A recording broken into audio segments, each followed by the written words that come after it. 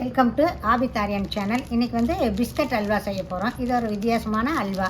எல்லா வேறு அல்வாவெல்லாம் சாப்பிட்ருப்பீங்க, ஆனால் இந்த அல்வா சாப்பிட்டு பாருங்கள், ரொம்ப நல்லாயிருக்கு. முதல்ல ஒரு 5 பேக்கெட் பிஸ்கட் எடுத்து குண்டால கட் பண்ணி அது கூட பால் ஊற்றி கொஞ்சம் நேரம் ஊறக்கு வச்சுக்கணும். இப்போ பிஸ்கட்டை இப்படி வச்சுக்கிறோம். இது மேலே பால் ஊற்றி கொஞ்சம் நேரம் ஊற வைக்க போகிறோம். பாருங்கள், பால் எடுத்துட்டோம், ஊற வைக்கிறோம். நல்லா ஊறணும், ஒரு 10 நிமிஷம் ஆகும் ஊறக்கு. இப்போ பிஸ்கட் நல்லா ஊறினது பாலில் இப்போ நெய் எடுத்து மாட்டு நெய், சுத்தமான மாட்டு நெய், வீட்லேயே நாங்கள் தயாரித்தது. அது திராட்சை, முந்திரி, ஏலக்காய், பாதாம், பிஸ்தா இதெல்லாம் போட்டு நல்லா நெய்யில் வறுத்து எடுத்து வச்சுக்கணும்.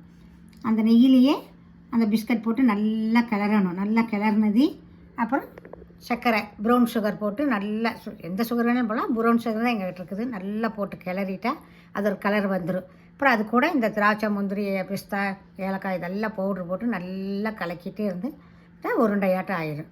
இது நல்லாயிருக்கும் சாப்பிட. குழந்தைகளுக்கு வீட்டில் இருக்கிற பொருள் தான், எதுவும் வெளியே போய் வாங்கணும் இல்லை. லீவ் டைம் உட்காந்து வீட்டில் இதெல்லாம் செஞ்சு கொடுங்க. இதுவும் கெடாது, எத்தனை நாள் வேணாலும் வச்சுக்கலாம். ஃப்ரிட்ஜில் வச்சு எடுத்து சாப்பிட்லாம். இப்போ நாங்கள் வந்து திராட்சை, முந்திரி, பிஸ்தா இதெல்லாம் வறுக்க போகிறோம் நெய்யில். வாங்க பார்க்கலாம். இது பிஸ்கட் கூழ் ரெடி ஆகிடுச்சு பாருங்கள்.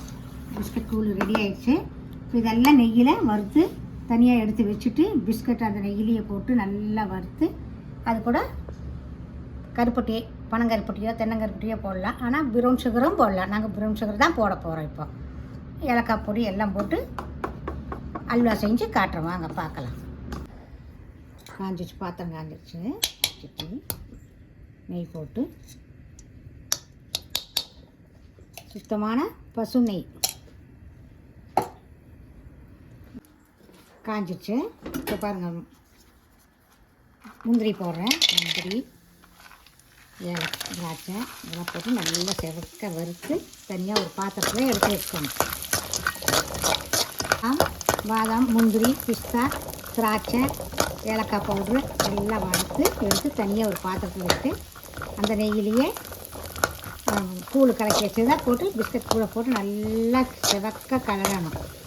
அடி பிடிச்சிடும். நல்லா கொஞ்சம் கம்மியாக வச்சு செய்யணும். செஞ்சு அது கூட ப்ரௌன் சுகரை போட்டு கலக்கி நல்லா கெட்டி பதத்தில் திராட்சை, முந்திரி எல்லாம் போட்டு தூவி எடுத்து வச்சுட்டா குழந்தைங்க இது விரும்பி சாப்பிடுவாங்க. குழந்தைங்க எல்லாமே பெரியவங்களும் சாப்பிட்லாம். பெரியவங்க, குழந்தைங்க எல்லாமே சத்துணவானதாக சொல்கிறோம். குழந்தைங்க விளையாட போகிறாங்க, வர்றாங்க, டயர்டாக இருக்காங்க, இதெல்லாம் சாப்பிட்டா டயர்ட்னஸ் எல்லாம் போயிடும். எல்லாம் இரும்பு சத்து, நார் சத்து, புரத சத்து, எல்லா சத்தும் இதில் எல்லாம் கலந்துருக்கு. செவந்துருச்சு. இப்போ எடுக்க போகிறோம்.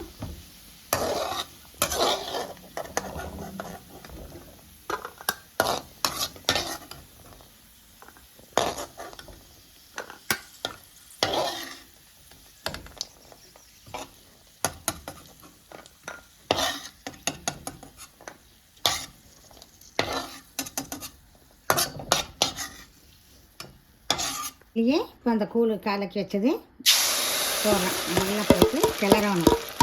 சன்ன தீ வந்து சன்னமாக வச்சுக்கணும்.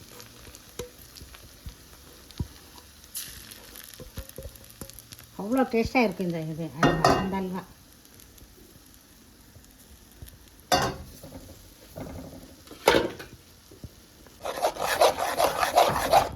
அது பிடிக்காமல் கிளறணும்.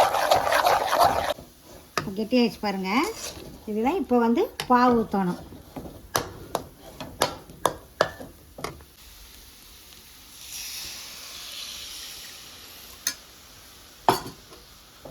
நல்லா போட்டு கிளறணும்.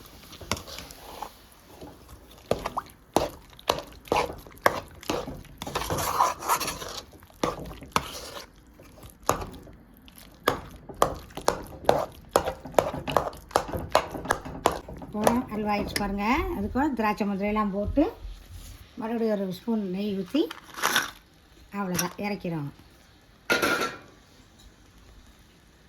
சும்மா ஒரு ஸ்பூன் நெய் ஊற்றி இறக்கிடுவாங்க. அவ்வளோதான். மறுபடியும் திருப்பி இறக்கிட்டிங்கன்னா அல்வா ரெடி. எல்லாம் கோதுமை அல்வா அது இதே சாப்பிட்டுட்டீங்க. இது ஒரு மாற்றமான அல்வா, நல்லாயிருக்கும். சத்தான அல்வா, குழந்தைகளுக்கு ரொம்ப பிடிக்கும்.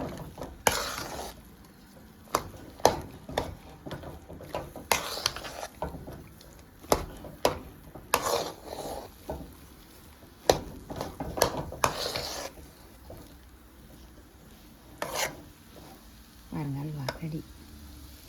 சூப்பராக இருக்குது. பிஸ்கட் அல்வா ரெடி ஆயிடுச்சு பாருங்கள். வாங்க, பிஸ்கட் அல்வா ரெடி ஆயிடுச்சு பாருங்கள். அந்த அல்வா மாதிரியே இதுவும் ரொம்ப டேஸ்ட்டாக இருக்கும். வாங்க சாப்பிட்லாம்.